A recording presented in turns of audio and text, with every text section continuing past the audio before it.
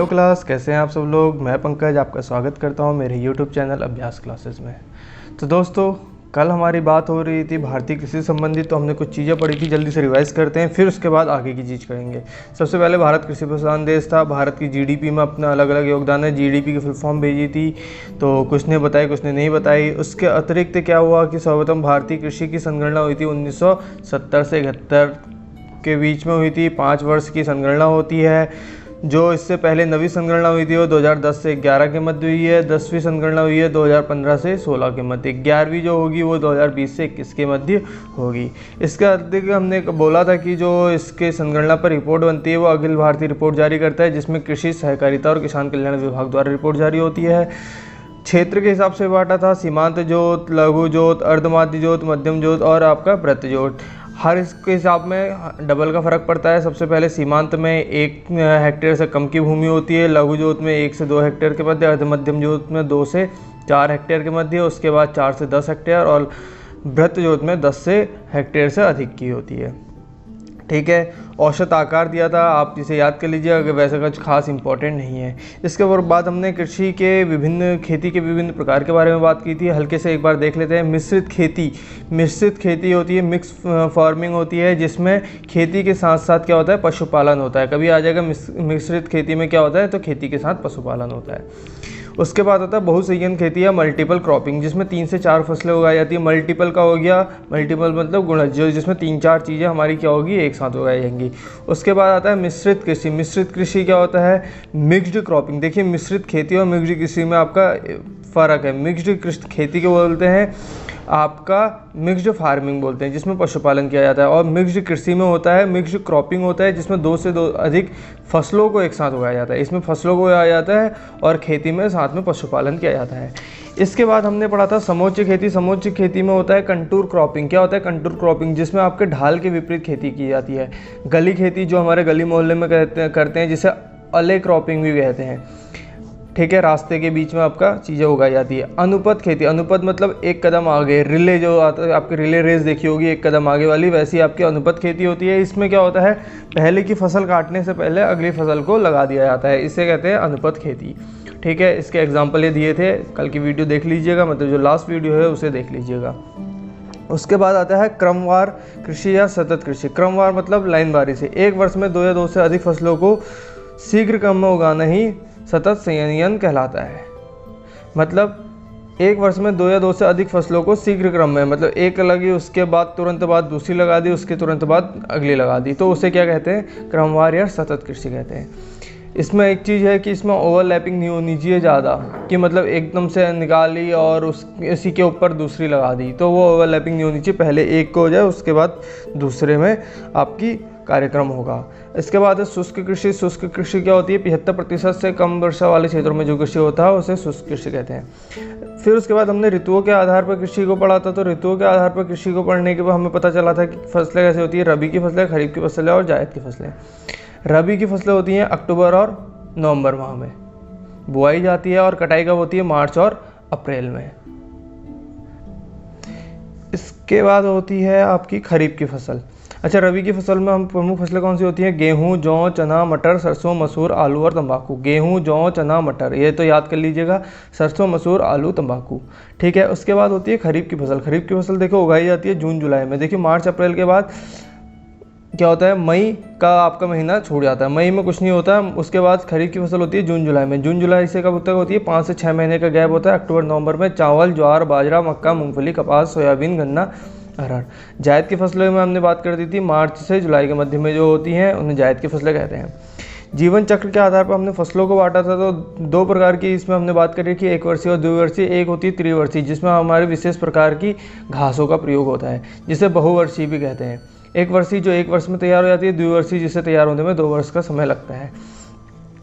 फिर हम बात कर रहे थे गेहूं की फसल के बारे में। तो गेहूं की फसल कैसी है, रबी की फसल है, और कुछ स्पेशल प्रकार की गेहूं है। एक होती है मैक्रोनी गेहूं। कौन सी होती है, मैक्रोनी, जिसे जो आपकी कहाँ होती है, सूखा प्रभावित क्षेत्रों में, जहाँ वर्षा कम होती है उन क्षेत्रों में जो आपके गेहूं उगते हैं उसे कहते हैं मैक्रोनी गेहूं। एक होती है नोरीन गेहूँ, कौन सी होती है, नोरीन या नैरोनी करके आता है, नोरीन 10। ये गेहूँ क्या होता है, गेहूँ की बौनेपन की प्रजाति है, मतलब जो आपके छोटे गेहूँ होते हैं उनकी आपकी यह प्रजाति है। ये सब वीडियो में हमने कल पढ़ा था। आज हम करते हैं थोड़ा सा आगे के बारे में और पढ़ते हैं गेहूँ की किस्में। अलग अलग प्रकार की किस्में हैं। यहाँ पर मैंने किस्मों को दो प्रकार से बांटा है, एक होती है सिंचित क्षेत्रों हेतु उपयुक्त गेहूं की किस्में और एक होती है असिंचित या शुष्क क्षेत्रों के। शुष्क मतलब 75% से कम, लेकिन इसमें हमारा क्या हो रहा है, 75% से कम वाले क्षेत्र ही हमको ले रहे हैं। सिंचित क्षेत्र में गेहूँ की कौन सी किस्में हैं और असिंचित में। तो देखिए सिंचित में आती है कल्याण सोना। कौन सी आती है गेहूँ की किस्में, ये याद कर लीजिएगा, ये पेपर में आ सकता है गेहूँ की किस्मों के बारे में। कल्याण सोना सिंचित क्षेत्र में और असिंचित में कौन सी है, प्रताप। ठीक है, इसके अतिरिक्त देखिए क्या है, सोनार 63, ये नाम से ही पता चल जाएंगे, देखना जिस क्षेत्र के होंगे आपको वैसे याद करना है, या तो आप देखिए असिंचित वाली याद कर लीजिए, सिंचित वाली याद हो जाएंगी। ठीक है, अपने आप पता चल जाएंगे। चलिए पहले हम बात करते हैं असिंचित वाले कोई।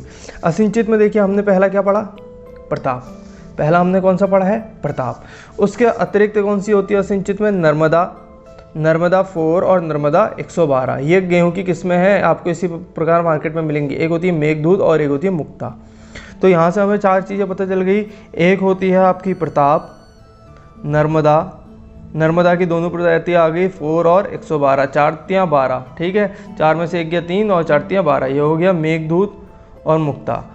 ठीक है, इसको आप याद कर लीजिए, m² हो गया, नर्मदा स्क्वायर हो गया, ये n² m² और ये आपका क्या हो गया, p²। ठीक है, इसके अतिरिक्त जितनी आएंगी वो आपकी किस्में आएंगी सिंचित क्षेत्र में। सोनार 63, सोनार 64, माया 64, सोनालिका, ये इंपॉर्टेंट है, ये याद कर लीजिएगा। सोनालिका क्या है, एक बौनी किस्म है, किसकी है, गेहूं की एक बौनी किस्म का नाम क्या है आपका, सोनालिका, और दूसरी बौनी किस्म का नाम क्या है आपका, नोरीन 10 या नैरोनी 10। ठीक है, नोरीन 10 आप और सोनालिका, ये क्या है, बौनी किस्म। इसके अलावा अर्जुन, जनक, सेरा, मालवीय 12 और मालवीय 37, जयराज, गिरजा, ये गिरजा इंपॉर्टेंट बन सकती है। देखिए मैं आपको बता रहा हूँ कि कैसे याद करना है। असिंचित वाले याद कर लीजिए, p n²m², p से प्रताप, n से नर्मदा, m से मेघदूत और मुक्ता। ठीक है, और यहाँ पर आपका p से कोई नहीं है तो p से प्रताप ही याद कर लीजिए। ठीक है, गिरजा क्या है, यह 5000 फुट की ऊंचाई पर उगाई जाती है। तो गिरजा आपने याद करना है। गिरी का मतलब क्या होता है, गिरी का मतलब होता है पर्वत क्या होते हैं, 5000 फुट से आपके ऊंचे होते हैं। ऊंचाई की बात कर रहे हैं, हम ऊंचाई के हिसाब से बात करते हैं, तो 5000 मीटर से ऊंचे होते हैं। यहाँ पर 5000 फुट से अधिक की ऊंचाई पर आपकी गिरजा को उगाया जाता है। ठीक है, और लास्ट कौन सी है, सैलजा। इतनी प्रकार की आपकी क्या होती हैं, गेहूं की किस्में होती हैं। इसके अतिरिक्त अगर हम थोड़ा बहुत बातें करते हैं गेहूं में आपका स्थान, तो विश्व में अगर हम बात करेंगे तो प्रथम स्थान किसका है आपका, चीन का। गेहूं के उत्पादन में चीन आपका सबसे प्रथम स्थान पर है। दूसरे स्थान पर कौन है आपका, भारत। ये तो आपका गेहूं के उत्पादन में। इसके अतिरिक्त अगर हम भारत के अंदर बात करते हैं तो भारत के अंदर भी हमने क्या करा है, इसकी श्रेणी को बांधा है। सबसे ज़्यादा आपका उत्तर प्रदेश में सबसे ज़्यादा गेहूँ उगाया जाता है, फिर पंजाब और फिर क्या हो गया, MP, मध्य प्रदेश।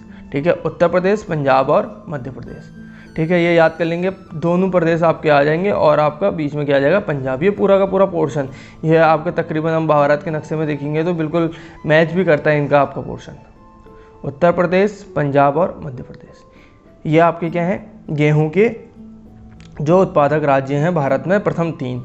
ठीक हो गया। अब हम बात करते हैं गेहूं से संबंधित कुछ बीमारियां या उससे संबंधित जो छोटी छोटी चीज़ें हो सकती हैं जो एग्ज़ाम में आ सकती है। आज हम सिर्फ गेहूं से संबंधित बात करेंगे, कल हम चावल से करेंगे, उसके बाद फिर हम धीरे धीरे आगे चलेंगे। फिलहाल हम गेहूं से संबंधित अगर हम बात करते हैं तो पहले आपको पता होना चाहिए जो गेहूँ होता है वो कौन से कुल का होता है। कुल मतलब कौन सा आपका एक माना जाए तो श्रेणी का होता है। तो कौन से श्रेणी का होता है आपका, ग्रेमिनी श्रेणी का होता है। कौन सी श्रेणी का होता है, ग्रेमिनी श्रेणी का होता है। गेहूं आपका ग्रेमिनी श्रेणी का होता है। और जो गेहूं उत्पादन होता है उसके लिए जलवायु कैसी चाहिए, उष्ण कटिबंधीय। मैं इसे लिख दे रहा हूँ, उष्ण कटिबंधीय, ऐसी आपको इसके लिए जलवायु चाहिए गेहूं के लिए। ग्रेमिनी कुल का होता है इसका, अगर इससे कुल पूछ लेंगे तो ग्रेमिनी कुल हो गया। और जलवायु कौन सी हो जाएगी, उष्ण कटिबंधीय। इसके अतिरिक्त अगर हम बात करेंगे गेहूं के लिए तापमान की, तो गेहूं के लिए तापमान की अगर हम बात करते हैं तो इसके लिए तापमान चाहिए होता है 10 से 25 डिग्री सेल्सियस का आपका तापमान चाहिए होता है। और वर्षा की अगर बात करते हैं तो 80 सेंटीमीटर से आपकी वर्षा चाहिए होती है। वर्षा कितनी चाहिए होती है? 80 सेंटीमीटर।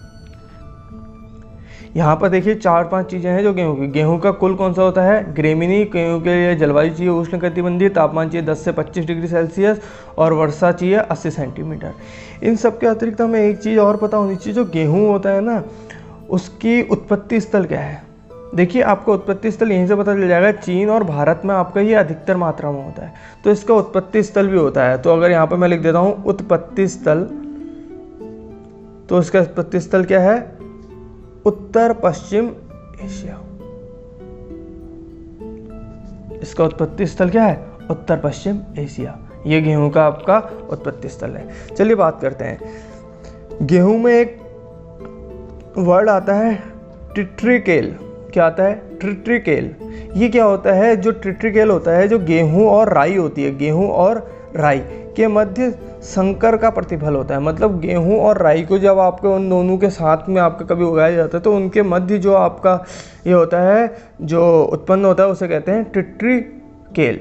ठीक है, इसे याद कर लीजिएगा, ट्रिट्रिकेल। गेहूं और राई, गेहूं और राई, ट्रिट्रिकेल, गेहूं राई।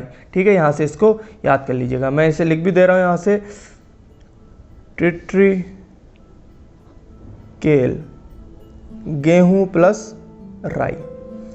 इसके अतिरिक्त अगर हम बात करते हैं गेहूं के लिए उपयुक्त मिट्टी, अगर इसके लिए उपयुक्त मिट्टी की बात करते हैं तो मिट्टी कौन सी होती है? दोमट। दोमट मिट्टी इसके लिए क्या होता है? उपयुक्त होती है। मिट्टी के संबंधित मैं एक वीडियो बनाऊंगा जिसमें आपको सारी प्रकार की मैं मिट्टी को समझाऊंगा।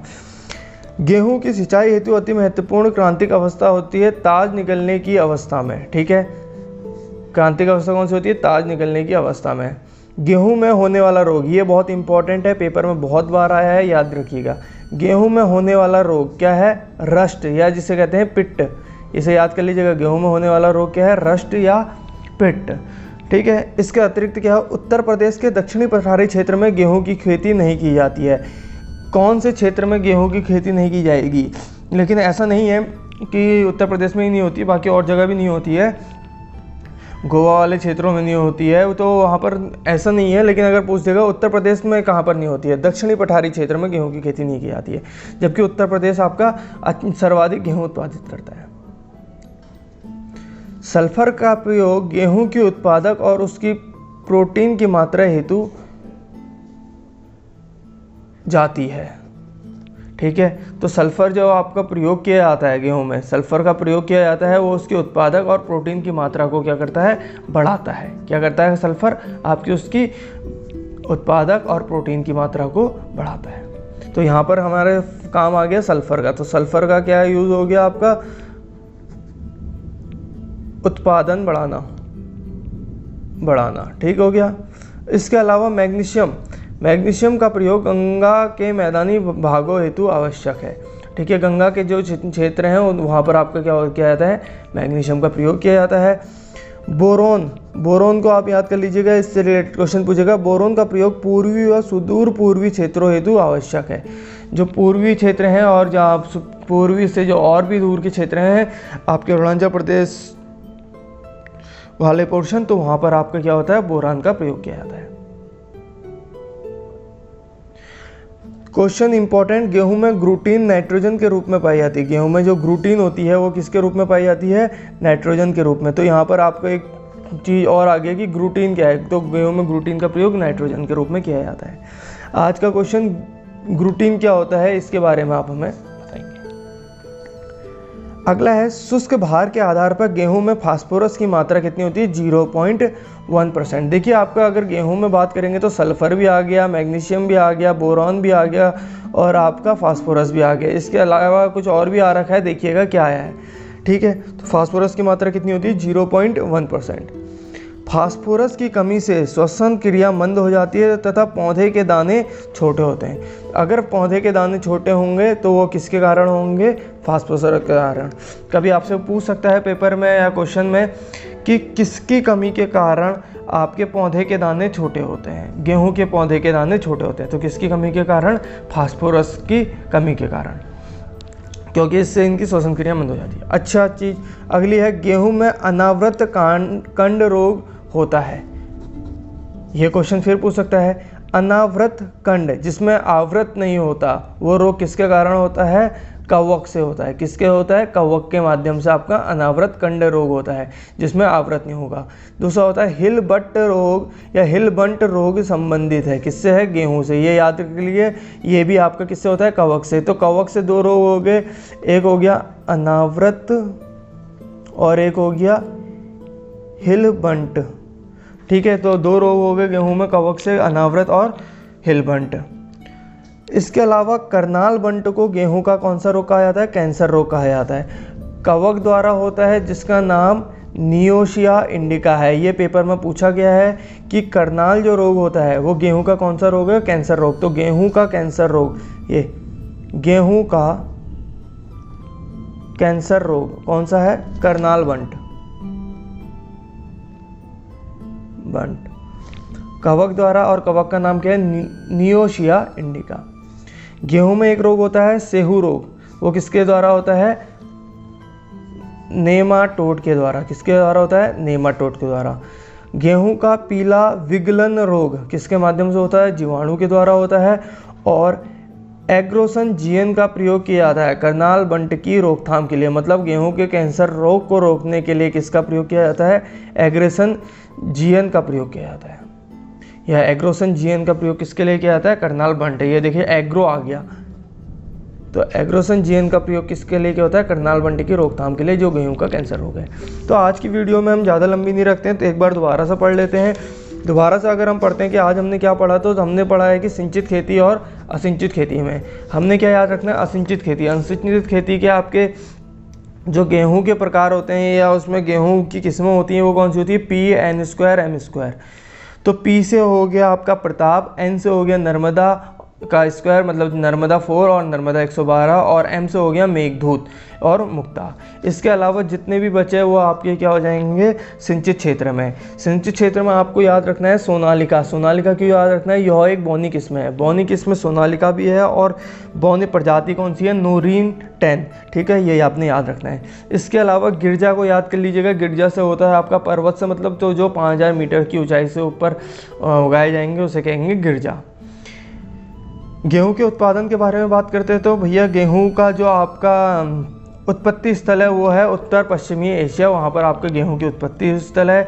गेहूं का कुल है ग्रेमिनी कुल है, और इसके लिए जो जलवायु चाहिए होती है उष्णकटिबंधीय चाहिए होती है। तापमान चाहिए होता है 10 से 25 डिग्री सेल्सियस। वर्षा चाहिए होती है 80 सेंटीमीटर की।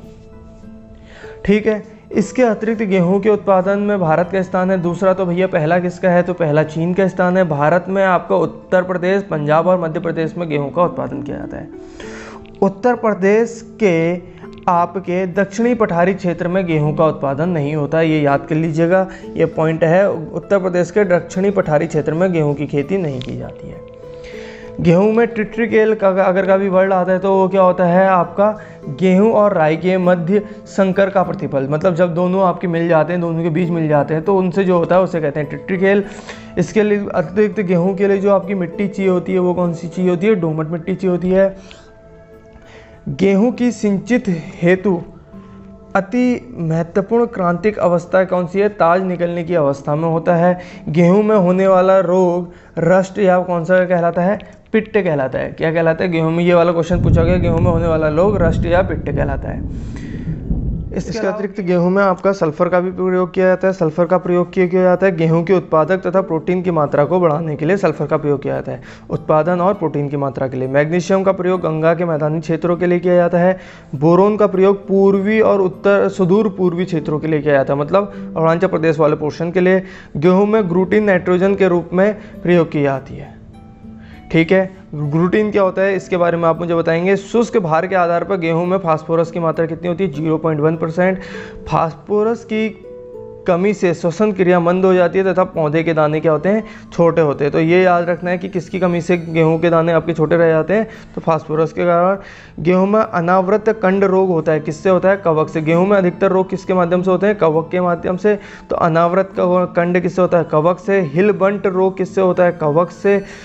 करनाल रोग ये भी आपका किससे होता है, कवक से। तो हिलबंट, करनाल और आपका के बारे में आपको बता दिया। गेहूं का कैंसर रोग होता है जिसके लिए एग्रोसिन जीएन का प्रयोग किया जाता है। गेहूं का पीला विगलन होता है जीवाणु द्वारा, और गेहूं में सोहू रोग होता है नेमाटोड द्वारा।